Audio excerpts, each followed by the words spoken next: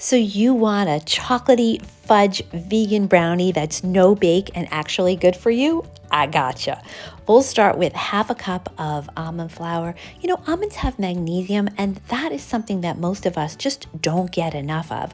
You're going to put that into a bowl, which we'll use the entire recipe, and then add a quarter of a cup of cacao powder and also 2 tablespoons of almond butter, both of which will lower your blood pressure. They're full of protein and will help you feel full and satisfied. Then add about 3 tablespoons of maple syrup to your one bowl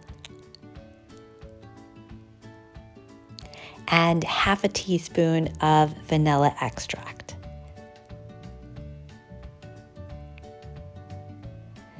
Then add 1 to 2 tablespoons of plant milk. I like vanilla unsweetened almond milk, but that's really up to you. And you're going to blend it together until it's cohesive and forms like a sticky dough.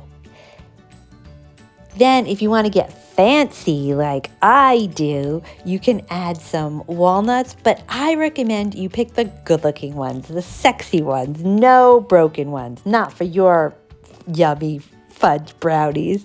Then you're going to stick that into the refrigerator for at least 2 hours so that it can firm up, and then take it out, cut it up, and enjoy. So tell me, would you make these rich fudge vegan brownies? I'd love to hear in the comments below.